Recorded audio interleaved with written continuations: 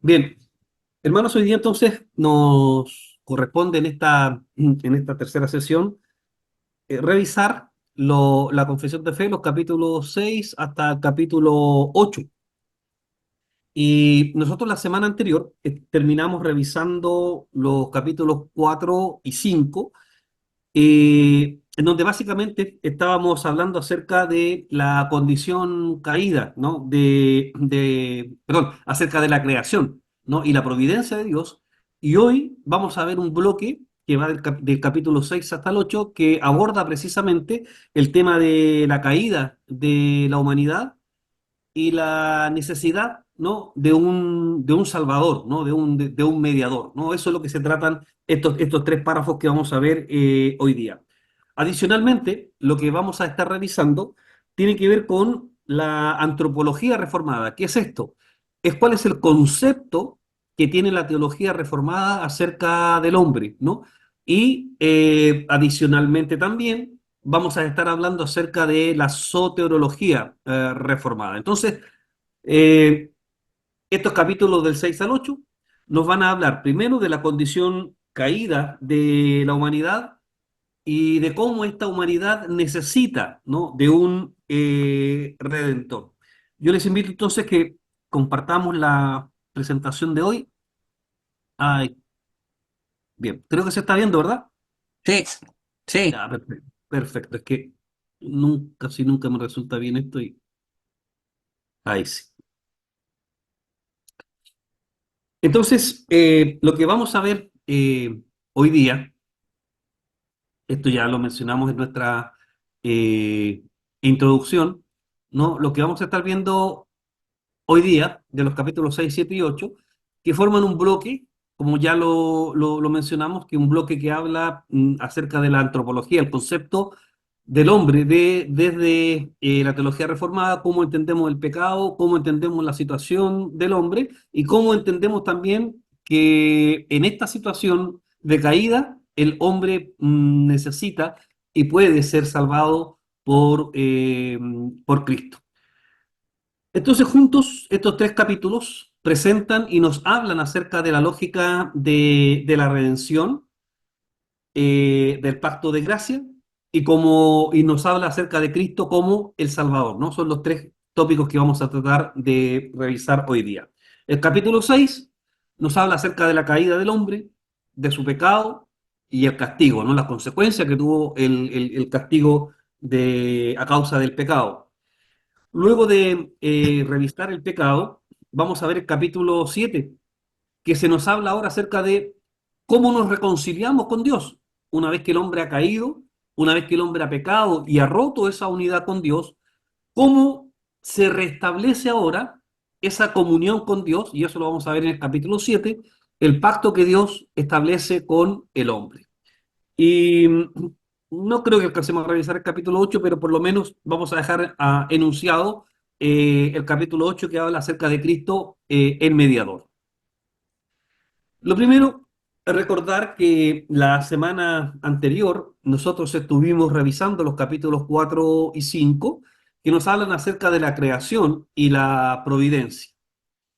Y hoy vamos a ver cómo se supera el problema del mal moral dentro del marco, ¿cierto? Como veíamos la semana anterior, de un Dios creador, de un Dios providente.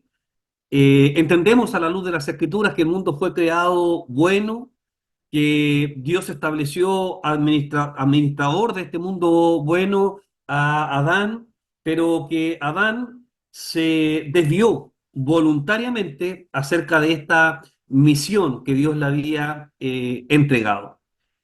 El capítulo 6 que vamos a revisar hoy día nos va a explicar por qué es necesario un redentor, por qué es necesario un salvador, por qué es necesario un pacto para reconciliarnos con Dios.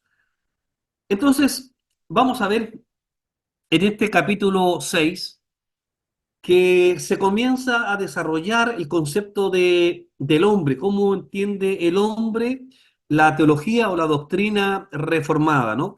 Primero vamos a entender al hombre como una criatura de Dios, y cómo esta criatura de Dios, a partir del pecado, ahora necesita urgentemente de una gracia redentora. En el capítulo 1, perdón, el capítulo 6, en el párrafo 1, no lo vamos a leer porque son, para no atrasarnos tanto, se nos dan una serie de indicaciones que son interesantes. Primero se nos habla acerca del origen de la raza humana y se nos dice que el origen de la raza humana procede de dos personas, ¿no? En este caso de nuestros primeros padres.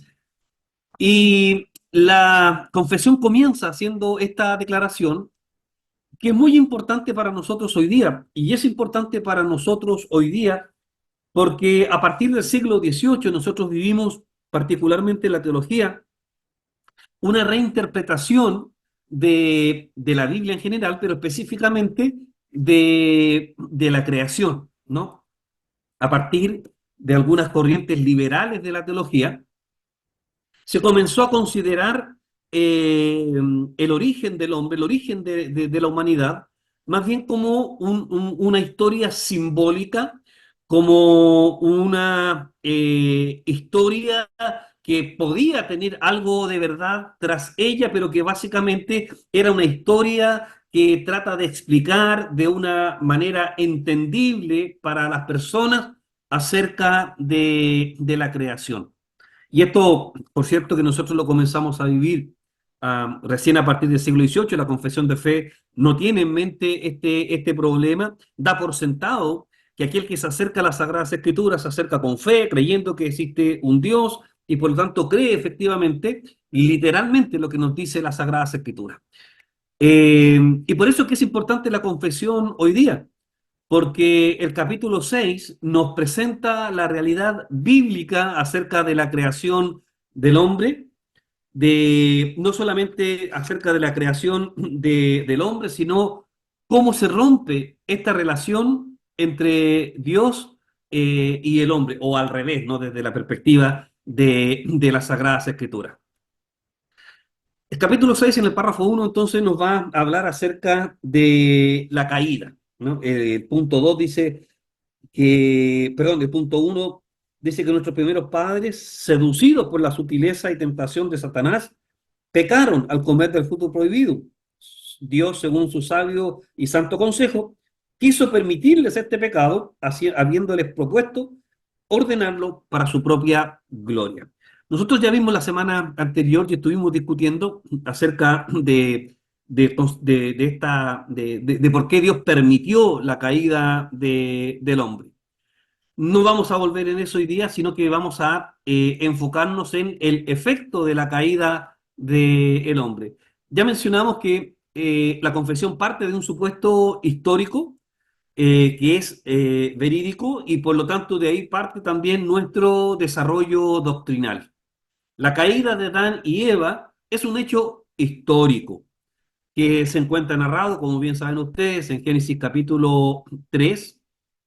Se nos describe en el capítulo 3 de Génesis un mandato real, ¿no? Una transgresión real y consecuencias reales. Es decir, lejos de ser una historia, lejos de ser un cuento o una fábula, vemos cómo la creación del hombre, la caída del hombre, son actos en la historia de la humanidad reales y que su pecaminosidad o su pecado frente a Dios fue una transgresión también real cuyas consecuencias las vivimos hoy día toda la humanidad y por lo tanto sabemos entonces que son reales. Adán va a actuar como cabeza federal de la humanidad, es decir, como representante de la humanidad. A lo largo de la historia de las Sagradas Escrituras, nosotros encontramos que de una manera soberana Dios siempre se relaciona con el hombre a través de representantes. Lo hace con Adán, lo hace con las familias, donde hay un varón, un jefe de familia, que es el sacerdote del hogar y es la cabeza del hogar, lo hace a través de Cristo, representando también a su iglesia. Entonces siempre Dios se ha relacionado con el hombre, incluso en la forma de gobierno que Dios entrega para los hombres es un gobierno representativo, ¿no? Ya sea a través de los reyes que representan a una nación, y si el rey va a la guerra, toda la nación va a la guerra, si el rey hace paz, toda la nación hace paz. Dios siempre se ha relacionado con el hombre a través de la historia, a través de su forma de gobierno, a través de la familia, incluso a través de la iglesia, a través de representantes, que en la teología reformada se llama, en este caso de Adán específicamente, se llama la cabeza o el representante federal de toda la humanidad. Y esto es importante que nosotros lo tengamos en mente, porque si Adán era el representante de toda la humanidad, significa entonces que la falta, el pecado de Adán, la transgresión de Adán, va a afectar entonces a toda su posterioridad, ¿no? O sea, su posteridad, a todos los descendientes de Adán, les va a afectar esta desobediencia de Adán. Ahora, solamente ese pecado de Adán, de la transgresión, se nos pasó a nosotros. Claro que sí, solamente ese, solamente la caída, porque al momento exacto de la caída, Adán dejó de ser el representante de toda la humanidad, y, y hacía falta entonces en la historia de la redención que hubiera un representante, no que hubiera otro representante de la humanidad que pudiera servir de puente entre la creación y Dios. Entonces, el acto de Adán de desobediencia, el acto de Adán de pecar contra Dios va a introducir en la historia de la humanidad el pecado y la corrupción, ¿no? Entonces, tres cosas a recordar de la caída del hombre, que es un hecho histórico, real, cuyas consecuencias las vivimos nosotros hoy día en nuestro propio cuerpo, ¿no? La propia descendencia de la humanidad, vivimos eso como un acto real. Segundo, que Adán al momento de pecar, de transgredir contra Dios, deja de ser el representante de toda la humanidad, y por lo tanto la humanidad ahora necesita otro representante, que por eso se promete ahí en capítulo 3 versículo 15 se promete, ¿no? A este otro mediador, ¿no? A este otro representante de la iglesia. Y finalmente que a través de el pecado de Adán, la desobediencia de nuestros padres, se introduce en el mundo el pecado y la corrupción. Generalmente hay que considerar esta falta, este pecado, en realidad un pecado, yo digo falta, pero usted entienda que cuando estoy hablando de falta, estoy hablando de un pecado gravísimo, de una transgresión grave contra Dios. Ahora, si nosotros tenemos en mente la imagen de Adán en el huerto, cuando tiene esa relación, esa conversación con Dios, siempre podemos ver que hay un patrón que se va a repetir en la historia de la humanidad. Adán y su esposa cuestionaron la autoridad de la palabra de Dios, es decir, Dios había dado un mandamiento específico para ellos, que era no comer específicamente de un determinado árbol, ¿no? En medio del huerto. Entonces ellos comienza cómo se introduce el pecado en el mundo a través de cuestionar la palabra de Dios. En segundo lugar, se duda, ¿no? Acerca de la bondad de Dios, porque seguramente en la cabeza lo que le susurra la serpiente a la mujer es que Dios es un Dios egoísta, que no quiere que ustedes sepan todo lo que Él quiere, y Dios no quiere que ustedes sean como Él, ¿no? Entonces se duda de la bondad de Dios. Si Dios prohibió a Adán y Eva comer de ese árbol, por mucho era un árbol de mucha bondad de parte de Dios, porque estaba a través de ese mandamiento, les estaba dando la vida eterna. Y en tercer lugar, el pecado, la transgresión de Adán, busca la autonomía, ¿no? Contra la voluntad divina, ¿no? Y esos tres elementos son los que se repiten constantemente en la historia de la redención. Porque hay mal, porque hay pecado, porque se cuestiona la palabra de Dios, se cuestionan los mandamientos de Dios que son para el beneficio y el bienestar de la humanidad. Y en tercer lugar, el hombre quiere ser independiente de Dios, no quiere reconocer, no quiere someterse a la autoridad divina. Entonces la caída de Adán muestra que la raíz del pecado es la incredulidad, ¿no? Y la autosuficiencia frente a Dios. Incredulidad porque no creyeron que iban a morir, no hicieron caso al mandamiento de Dios, y de autosuficiencia porque entró en el caso de Eva el deseo de querer ser, de querer conocer, de querer ser igual a como Dios.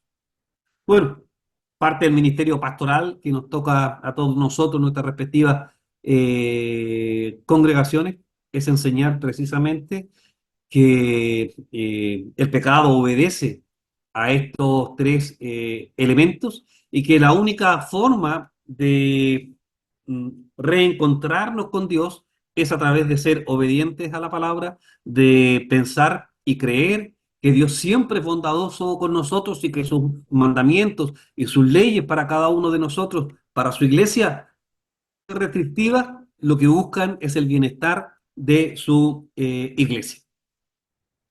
¿Cuáles fueron las consecuencias de la caída, del pecado de nuestros primeros padres?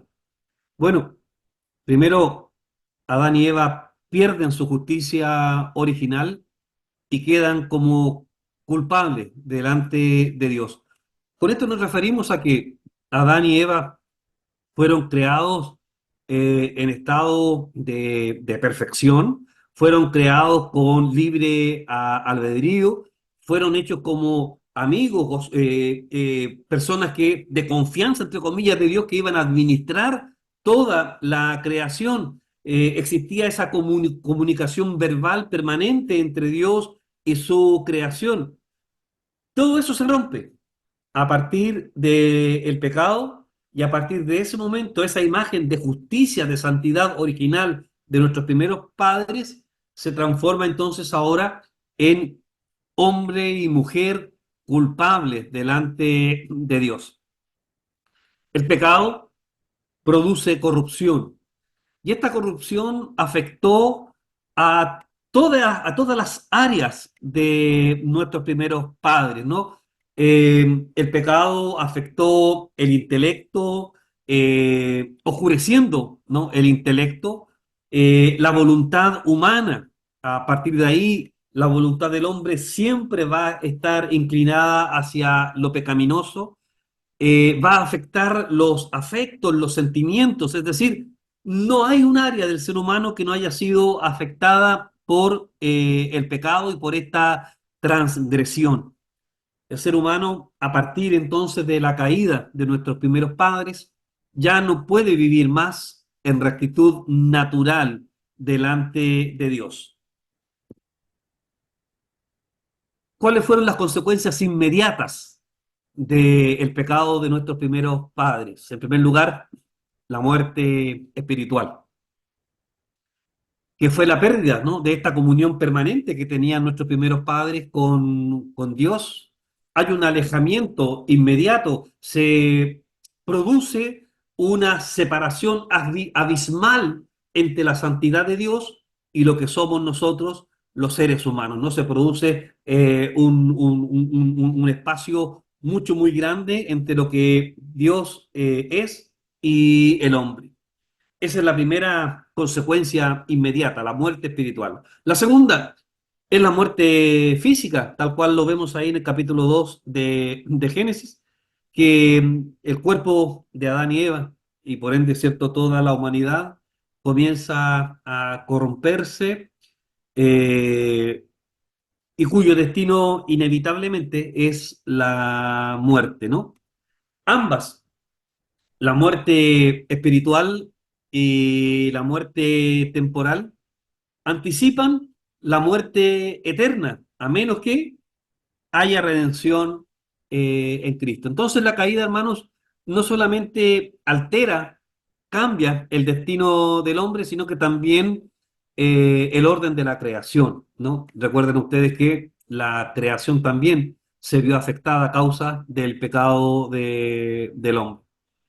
Bueno, Pablo lo trata largamente también en en la carta a los romanos, ¿no? Acerca de cómo la creación gime y grita por volver a su estado original. Entonces, la caída del hombre, hermanos, no afecta, en primer lugar, afectó a todos a quienes representaban a Adán y Eva, es decir, a toda la humanidad. A través de la transgresión y el pecado de nuestros primeros padres, se nos traspasa a todos nosotros la muerte espiritual, esta lejanía con Dios, se nos traspasa la muerte física, y si no tenemos un mediador, también se nos traspasa la muerte eterna.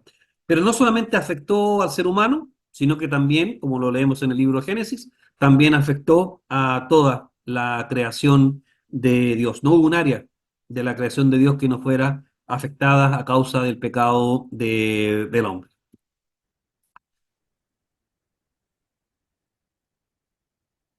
¿Por qué Adán es cabeza federal o es representante, ¿no?, de toda la humanidad? Eso lo encontramos en los párrafos 3 y 4 del capítulo 6. Ya mencionamos que Adán, cuando peca, no peca solamente para sí, sino que él como representante de toda la humanidad. Ya mencionamos que la forma tradicional en que Dios ha escogido relacionarse con su creación es a través de representantes, ¿no? Adán representando a la humanidad, Cristo representando a su iglesia, los gobiernos, la forma en que Dios ha determinado que sean los gobiernos con autoridades que representan al pueblo, el gobierno de la iglesia, que son representativos de la iglesia, las familias, cuyo padre es el representante de la familia. Entonces, Dios siempre se ha relacionado de esta manera, y por lo tanto, cuando Adán, como representante de toda la humanidad, peca, lo hace también en representación de toda la humanidad futura. Por lo tanto, la culpa, ¿no?, de el pecado de Adán se imputa, ¿no?, se traslada a toda su descendencia, y por lo tanto todos los hombres que hemos nacido después de Adán somos considerados pecadores en el pecado de Adán. Por lo tanto, también la caída, la transgresión de Adán y Eva explica el por qué el pecado y la muerte es universal, ¿no? Quiere decir que afecta a todos los hombres, independientemente del lugar geográfico donde vivan, la cultura donde ellos vivan. Se nos imputa entonces el pecado de Adán, y las consecuencias de ese pecado, que son la corrupción.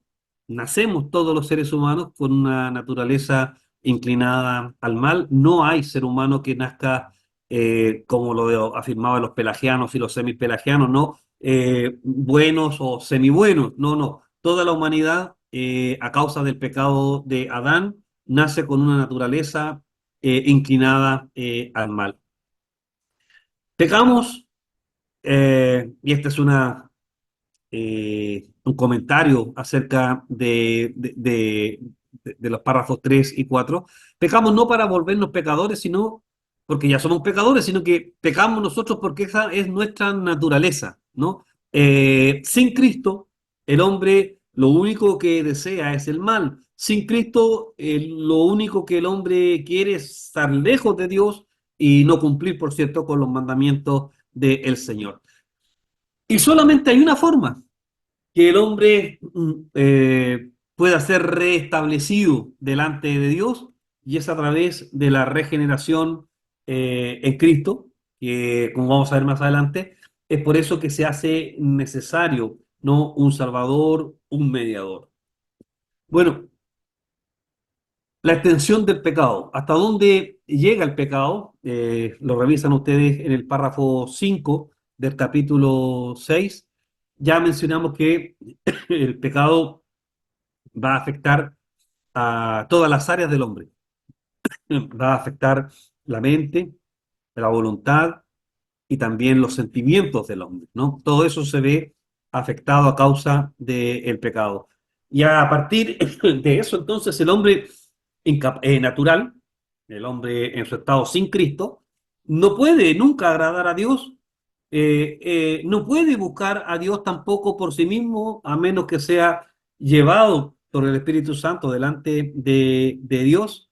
Y aunque la caída no elimina la voluntad del hombre, en el sentido de que el hombre perdió toda noción de voluntad, pero sí la inclina radicalmente hacia el mal. Esto quiere decir que antes de la caída, el hombre tenía verdaderamente libre albedrío. El hombre podía decidir entre lo que era bueno y lo que era malo. Por eso escoge pecar, ¿no? Por eso escoge transgredir los mandamientos de Dios. Pero una vez que ese pecado se traspasa a toda la humanidad, el hombre sigue teniendo una voluntad, pero esa voluntad ya no tiene la capacidad de escoger entre lo bueno y lo malo sin Cristo, sino que sin Cristo nuestra voluntad siempre va a estar inclinada hacia lo pecaminoso. Bueno, el pelagianismo, por ejemplo, el pelagianismo es una doctrina que aparece en el siglo V, final del siglo IV, principio del siglo V, sostenida por un monje británico, lo que hoy día sería Inglaterra, que él sostenía, ¿no?, que el pecado original no existe y que el hombre tiene la capacidad de responder por sí mismo al llamado de Dios, ¿no? Y esto es interesante porque hasta ese momento la iglesia ya tiene 500 años y la iglesia siempre había considerado que el ser humano nace con esta carga del pecado original. Pelagio entonces va a sembrar esta doctrina de que el hombre nace bueno y que eventualmente tiene la capacidad de responder al llamado de Dios. Él se va a enfrentar a, en unas discusiones muy profundas con Agustín. De hecho, hay un concilio que se va a realizar y que va a dar la razón a Agustín. Y esto es interesante, hermanos, porque aun cuando la iglesia de la época, la iglesia romana, le da el favor a Agustín, en la práctica, hasta la época de la Reforma Protestante, la iglesia romana mayoritariamente va a ser semipelagiana, ¿no? ¿Ya a qué nos referimos con semipelagianismo? Bueno, el semipelagianismo es una postura doctrinal intermedia entre Pelagio, que dice que las personas nacen sin el pecado original, y la doctrina bíblica, que dice que todos los hombres nacemos ya en pecado. El semipelagianismo, al estar en medio, enseña que el hombre tiene la capacidad de cooperar con Dios, iniciando su propio retorno a Él, ¿no? Es decir, que hay una relación asistida 50 y 50 entre Dios y el hombre, ¿no? Que va a ser la postura oficial, ¿no?, de la Iglesia de Roma, incluso reafirmada también posteriormente en Trento. Pero la confesión enseña que el hombre caído está totalmente dependiente de la gracia soberana de Dios, ¿no? Es decir, que el hombre caído está en un estado total de pecado, que no tiene la capacidad de acercarse a Dios o de querer buscar a Dios o de querer hacer lo bueno, salvo que sea a través de la regeneración, que abre la posibilidad de la fe en el hombre y por lo tanto el hombre puede obedecer verdaderamente a Dios. Cuando hablamos de pecado, es necesario también hablar acerca de la naturaleza del pecado. Y la Biblia en eso es bastante explícita al explicarnos a nosotros que el pecado no se limita solamente a actos externos como hacerle daño a otra persona, no sé, enterrando o clavando un cuchillo, disparándole una bala, robándole a otra persona, sino que también el pecado incluye nuestros pensamientos, ¿no? Incluye nuestros deseos, incluye también aquellas inclinaciones que son contrarias a la ley de Dios, y esto porque, como lo hemos visto, todas las áreas del ser humano fueron contaminadas con el pecado en la transgresión de Adán. El corazón del hombre sin Cristo, siempre está deseando el mal, sus obras, afectos y motivaciones siempre estarán corrompidos, ¿no? El hombre no puede hacer nada bueno por sí solo. Y aún, aunque hay hombres que no tienen a Cristo y pueden realizar, comillas, acciones buenas, ¿no? Si esas acciones buenas no tienen como objetivo la gloria de Dios, se consideran pecaminosas. Por eso, por eso es que la confesión afirma que la raíz del pecado está en el interior y no solo en las conductas visibles. De hecho, las conductas invisibles son consecuencias de lo que hay en nuestros corazones. ¿Cuál es el castigo que va a sufrir la humanidad a causa del pecado? Al tiro, hermano Rolando. Básicamente, tres que ya mencionamos: la muerte espiritual, que es la separación inmediata de Dios, quedando el hombre sin comunión con su Creador; la muerte física, y si no hay un redentor, la muerte espiritual, la muerte física, nos llevan inevitablemente a la muerte eterna. Hermano Rolando. Eh, sí, está súper interesante el tema y me estaba acordando de que en el estudio de la amarteología, eh, a pesar de todo el pecado, yo entiendo, le pregunto mejor, si ¿Mm? estoy teniendo, yo entiendo las consecuencias del pecado en en nosotros, pero también entiendo que consecuencias del pecado que Adán cometió, el hombre no perdió el 100% de la imagen y semejanza de Dios. Entiendo que la imagen y la semejanza de Dios quedó muy deteriorada, no sé hasta qué nivel, pero nosotros seguimos manteniendo la imagen y la semejanza de Dios. Eso quería... Sí, gracias, hermano Rolando. Sí. Eh, Cuando hablamos de la corrupción total, ¿no? De la corrupción total o la depravación total del hombre, tenemos que reconocer que esa depravación total no es tanto gracias a la providencia de Dios, en el sentido de que si Dios no, con su gracia, no retuviera el pecado que hay en el corazón del hombre, el hombre pudiera llegar a ser aún más malo de lo que es hoy día. Sin embargo, a pesar de que el pecado afectó todas las áreas del ser humano, nosotros los seres humanos, aún en esa condición, de manera borrosa, sin Cristo, seguimos siendo imagen y semejanza de Dios, ¿no? De ahí la dignidad del hombre, y por eso también Cristo, ¿no? Va a redimir a esta creación de Dios, ¿no? Y nos va a reencontrar con Dios.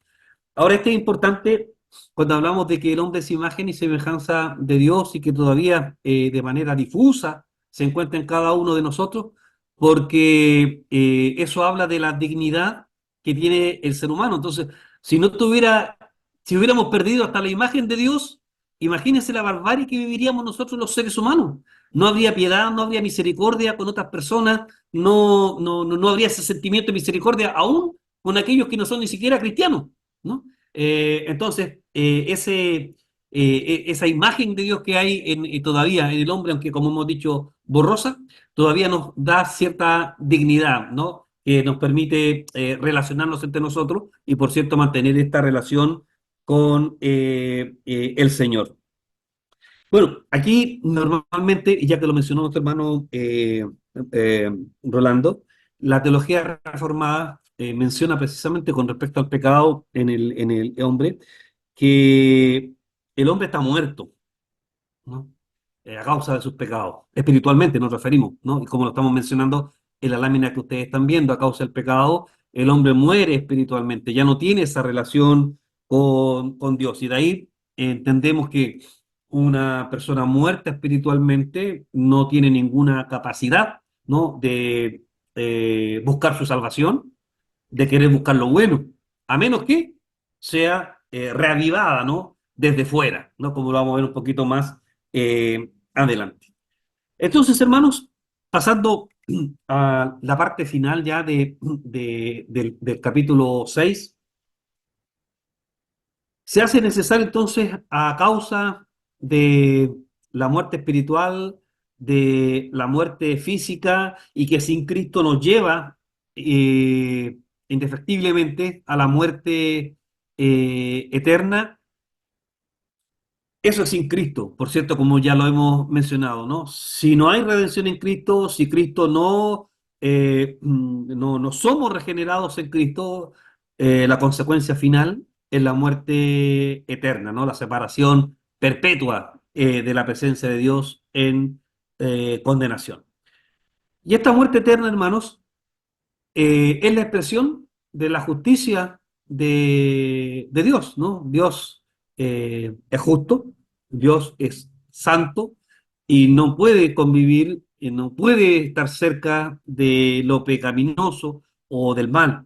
Por lo tanto, la muerte eterna es una expresión de la justicia porque es lo que le corresponde al hombre por haber transgredido la voluntad, perdón, los mandamientos del Señor.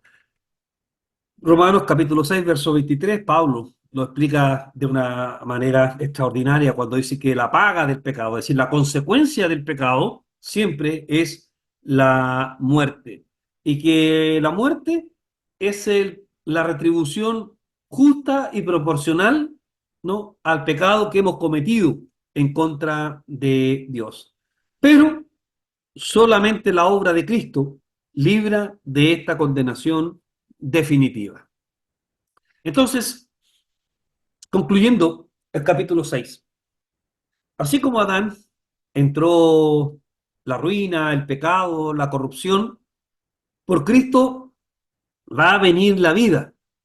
Cristo va a ser el segundo Adán, la segunda cabeza representante de la humanidad enviada para obedecer perfectamente donde Adán fracasó. Ahora, la justicia y la obediencia traen justificación y vida, así como el pecado y la desobediencia traen muerte eterna. La obediencia a Cristo nos trae justificación y trae vida eterna a todos los creyentes. ¿Alguna consulta, hermanos, hasta aquí antes de pasar al capítulo 7? Está claro el tema del pecado, cómo nos afectó el pecado y las consecuencias del pecado, y que la única forma de revertir el pecado es a través de Cristo, ¿no? El de nuestro destino en la muerte eterna. ¿Está claro hasta ahí? Ok, Pastor, pasemos entonces, perdón. ay. No, yo quería solamente agregar porque más de alguna ocasión se me preguntó haciendo clase yo ¿Mm? que, bueno, si Cristo, la Biblia dice que Cristo, las personas que no entienden, ¿ah? Que pues ¿Mm? si Cristo, ¿quién dijo que Cristo, o sea, que perdón, que Adán era nuestro representante? O la persona me quiso decir a mí, bueno, ¿y qué tengo que yo con lo que Adán hizo hace miles de años atrás? ¿Por qué tengo que ser culpable? Entonces, o agregan algunas personas, podría haber sido otro ser humano, hay tantos seres humanos en este mundo que han sido muy buenos socialmente o moralmente y que nos podía haber representado. Entonces yo me acuerdo que la respuesta que le di y lo que la Biblia nos enseña es que el único ser humano, el único ser humano santo que hubo fue Adán. El único que Adán fue creado sin pecados, creado bueno y bueno en sobremanera. Así que si alguien pretende colocar otro ser humano después de él, por muy bueno que sea o que haga cosas buenas, no es imposible. O sea, no existe, no existe nadie ¿Mm? más, no existió nadie más en la vida. Sí. Así que, porque Sí, una vez mire, tuve que aclarar ese punto yo. sí. Mire, hermano Rolando, ese punto es interesante porque hay que explicar que Adán y Eva, cuando pecan, sus cuerpos fueron transformados. Sus sentimientos fueron contaminados por el pecado. Por lo tanto, si toda la humanidad desciende de este primer matrimonio, es evidente que toda la condición natural, ni siquiera hablemos de las condiciones espirituales, hablemos de las condiciones naturales, las enfermedades, la tendencia al mal, un corazón corrompido, un concepto de justicia borroso, de misericordia borroso, todo eso evidentemente que se traspasa a toda la humanidad, porque toda la humanidad es descendiente de este primer matrimonio. Ahora, no vamos a entrar en discusión y espero que no me pregunten ahora qué pasa con el aspecto espiritual, ¿no? Con el aspecto del alma. ¿De dónde viene el alma? De los descendientes de Adán. si viene de Adán y Eva o si Dios la coloca al alma. Bueno, vamos a entrar en esa pelea hoy día, que es una pelea profunda, no una discusión profunda, ¿no? Pero sí, hermano Rolando, sí, si nuestros primeros padres, de donde desciende toda la humanidad, ¿no? Pecaron y todo su cuerpo, su mente, su corazón fue transformado por el pecado, es evidente que los que descienden de él nacen con esa misma condición, ¿no? Ahora, este,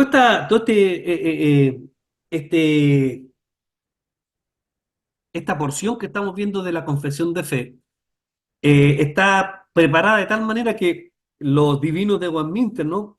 Ya nos presentaron el problema del hombre y el problema que trae el pecado. Y la pregunta que se hacían los divinos de Westminster probablemente es ahora, ¿no? Y que van a tratar de responder con el capítulo 7. Bueno, ¿y cómo se restablece entonces la comunión con Dios? ¿Cómo Dios vuelve a relacionarse? Porque ustedes acuérdense que cuando a causa del pecado, Dios echó fuera de su huerto, ¿no? Echó afuera a nuestros primeros padres, no quería nada con ellos, ¿no? Lo echó fuera. Ahora la tierra te va a producir cardos, ahora con dolor vas a tener a tus hijos, ahora con el sudor de tu frente te ganas. O sea, todo fue maldecido por el pecado. Dios lo echó. ¿Cómo se restablece ahora esta comunicación, esta comunión entre el hombre y Dios?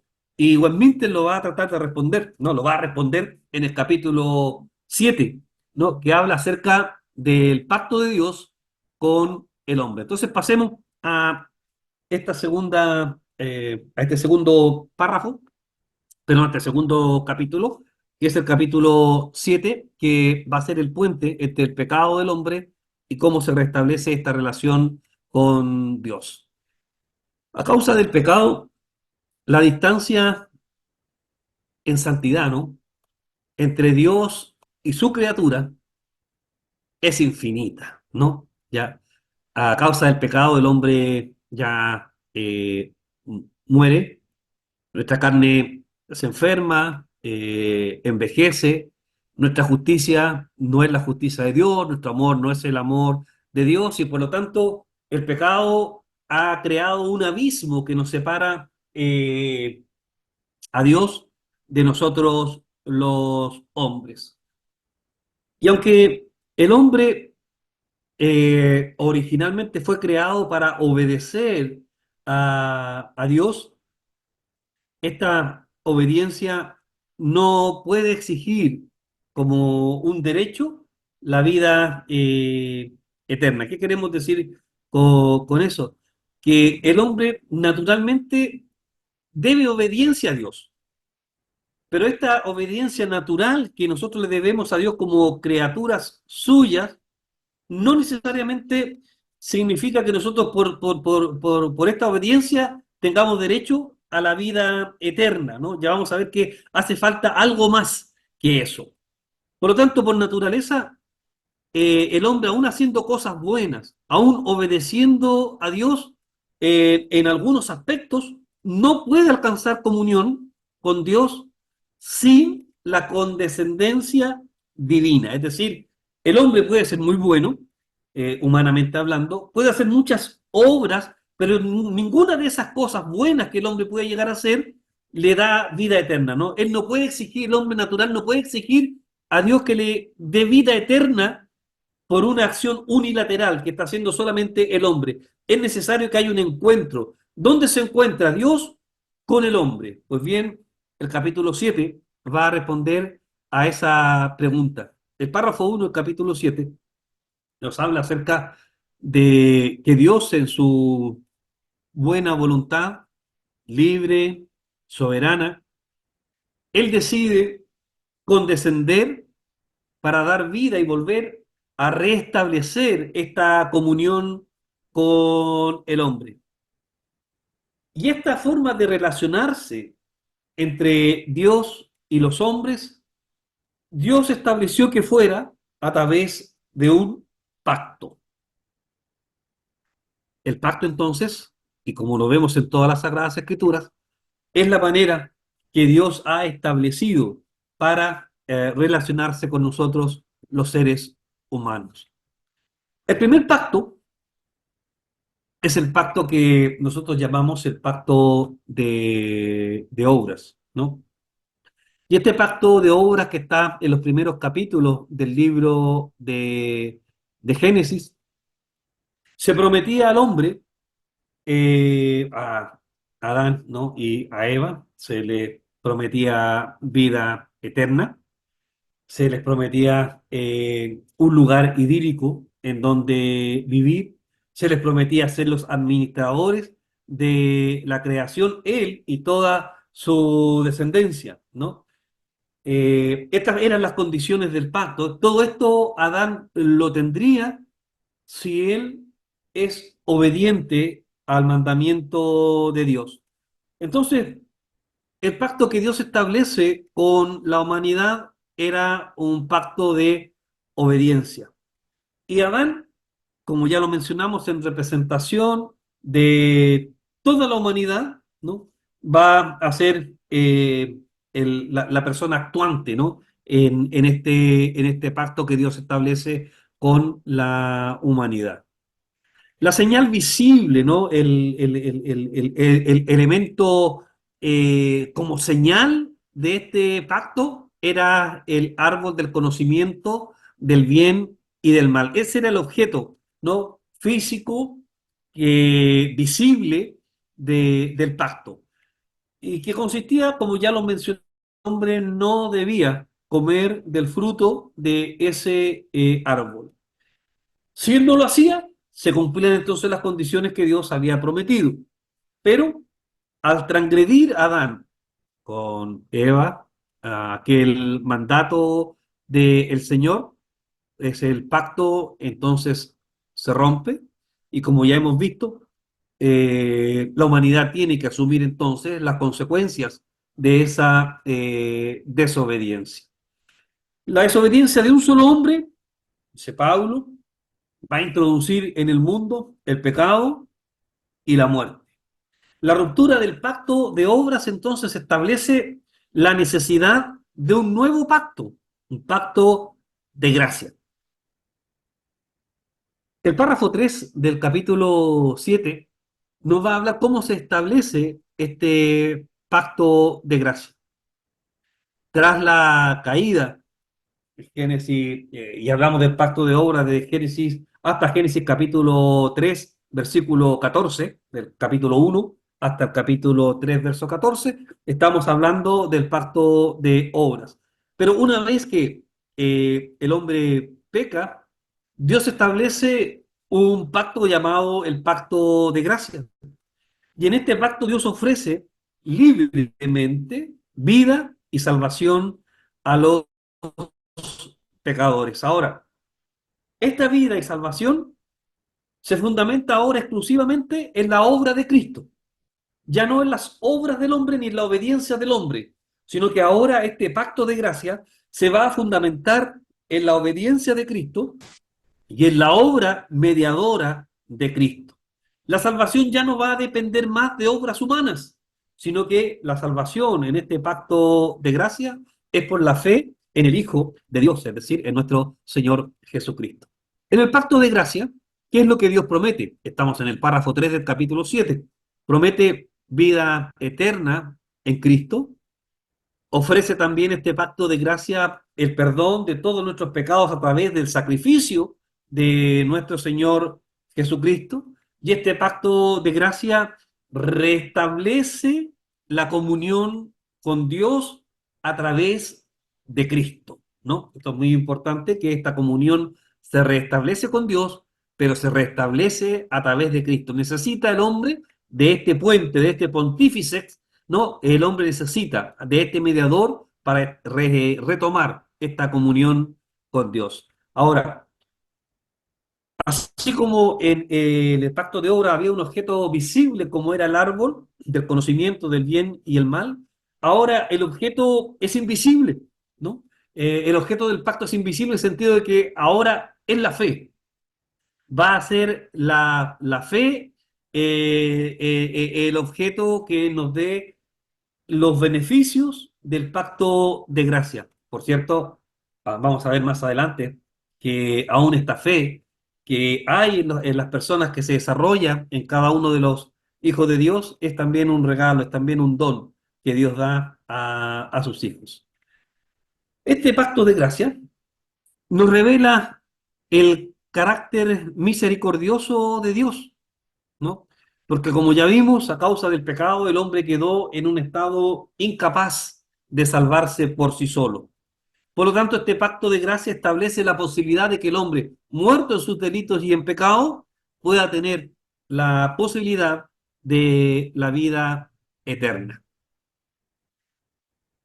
El pacto de gracia, estamos en el párrafo 5 del capítulo 7, lo podemos ver desde muy antiguo en la historia de las Sagradas Escrituras. Este pacto de gracia en el Antiguo Testamento se va a administrar, ¿no? Mediante diversas formas en el Antiguo Testamento, mediante aquellas promesas que apuntan hacia Cristo, en aquellas profecías que nos hablan acerca de Cristo, en los sacrificios que se realizaban en el tabernáculo y más tarde en el templo, que nos hablaban acerca de ese sacrificio que también tendría que realizar definitivamente nuestro Cristo, la circuncisión, la Pascua y otros ritos establecidos para la iglesia del Antiguo Testamento eran formas en las cuales se administraba este pacto de gracia. Sin embargo, también tenemos que decir que todas estas ordenanzas, circuncisión, Pascua y otras leyes que servían en el Antiguo Testamento para ver este pacto de gracia, solamente eran tipos, ¿no? Eran sombras, eran visiones borrosas de lo que sería Cristo en su advenimiento.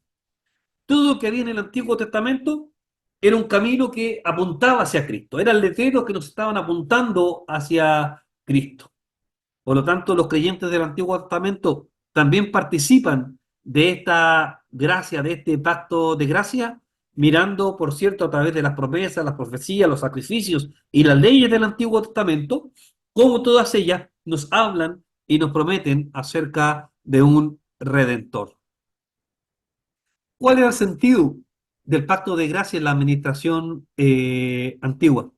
Bueno, todas las leyes, los ritos que se cumplían en el Antiguo Testamento eran medios pedagógicos, ¿no? De enseñanza, eran símbolos que nos mostraban a Cristo. Así, por ejemplo, la comida pascual del pueblo del Señor en Egipto nos está anunciando y hablando acerca de ese sacrificio, de aquel Cordero perfecto que va a ser nuestro Señor Jesucristo. Y a través de ese acto también en Egipto, se nos va a mostrar cómo la muerte ya no va a afectar a aquellos que gocen de este beneficio del sacrificio del Cordero Pascual. Pero todos estos sacrificios mostraban la necesidad de que tenía que haber un sacrificio perfecto. ¿Por qué? Porque, como dice el libro de Hebreos, eran miles de sacrificios que se hacían. Y siempre los sacrificios que se hacían por el perdón de pecados eran insuficientes. El hombre siempre tenía que estar constantemente llevando diferentes animalitos, ¿cierto?, para ser sacrificados a causa del pecado del hombre. Entonces fueron miles, miles, millones de animalitos que fueron sacrificados, pero nunca fueron suficientes para apaciguar el pecado que había en el hombre. Entonces, todo eso apuntaba a que tenía que haber un sacrificio perfecto que quitara definitivamente el pecado de toda la humanidad. Y aunque, hermano Luis, sí, Hola, pastor, buenas noches. hola, hola. Respecto a las ordenanzas del, del, del antiguo pacto, bueno, la pregunta es, tanto la Pascua como la circuncisión, ¿eran medios de gracia al igual que lo son hoy la cena del Señor y, y el bautismo?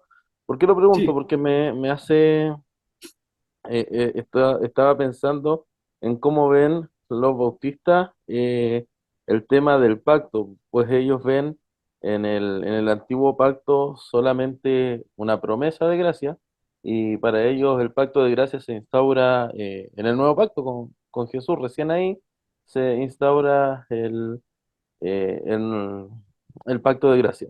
Entonces, teniendo en cuenta de que las ordenanzas cumplen un rol simbólico, no entrarían como a tener razón, por decirlo de esa manera. O sea, Sí. decir, el antiguo pacto sigue siendo, digamos, como mencionan ellos, no es que yo tome su postura, yo estoy más por este ¿Mm? lado, eh, pero no vendría siendo toda esa parte del antiguo pacto como un pacto de obra, y finalmente el nuevo pacto es un pacto de gracia. Sí. Mire, primero me gustaría retroceder un poquito.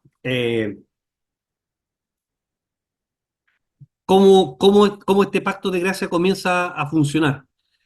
Y comienza, bueno, a partir de Génesis 3:15, inmediatamente Dios promete, ¿cierto?, que va a venir un Salvador y que va a derrotar definitivamente a la muerte para siempre y a Satanás, ¿no? Que tiene el poder sobre la muerte temporal. El Señor establece que a través de la fe de Abraham, que no prevé ninguna cosa, ¿cierto? Solamente la fe que Adán creyó a Dios y que la descendencia de él iba a gozar, ¿cierto?, de ciertas bendiciones. Nos referimos, por cierto, al pueblo del Señor. Ahora, Dios establece este pacto con la iglesia del Antiguo Testamento, que es el Israel. No, la teología reformada entiende al Israel del Antiguo Testamento como la iglesia del Antiguo Testamento.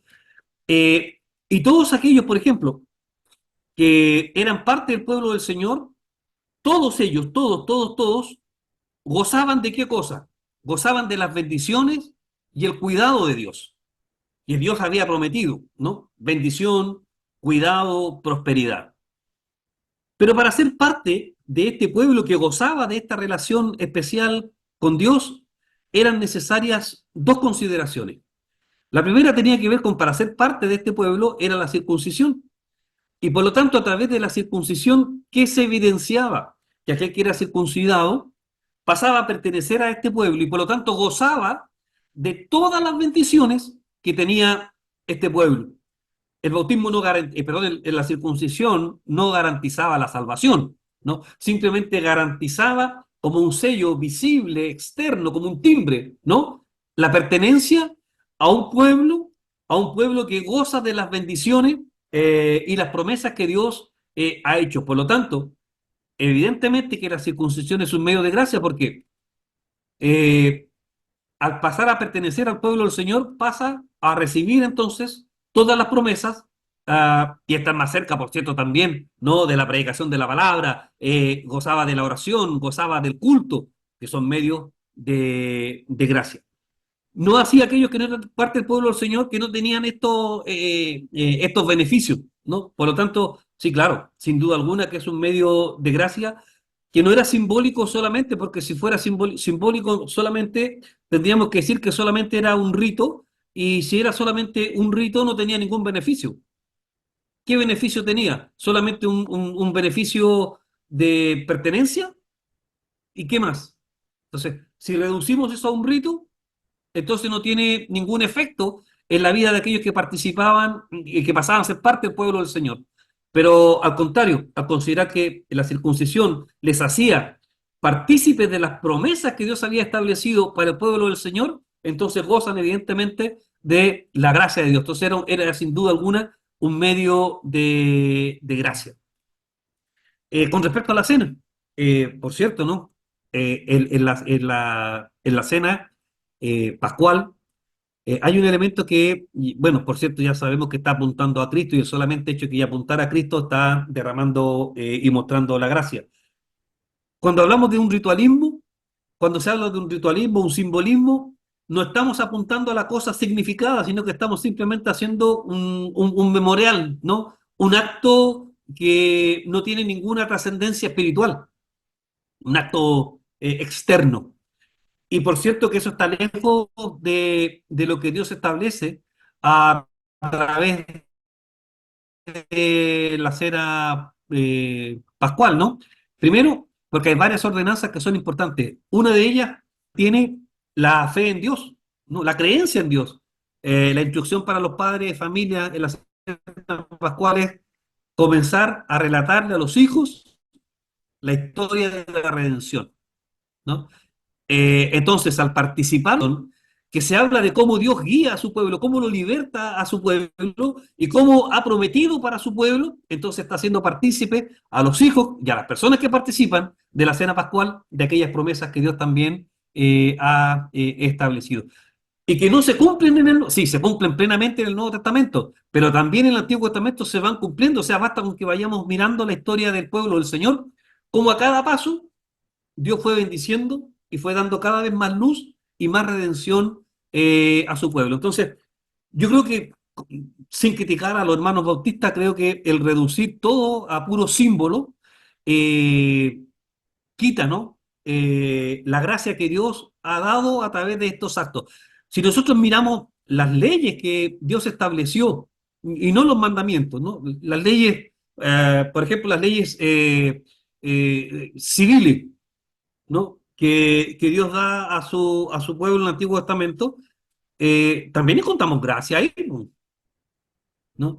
No son no son meras leyes de si la cumple o no la cumplen, sino que cuál es el objetivo de las leyes sociales, la convivencia, ¿no? La convivencia del pueblo del Señor, eran leyes que eran establecidas a través de Moisés, que Dios le entregaba para el beneficio del pueblo. Entonces, pero específicamente, ya no nos vayamos tan lejos, específicamente sí, el bautismo y la Santa y la cena pascual son evidentemente medios a través de los cuales Dios da gracia, ¿no? Eso es evidente.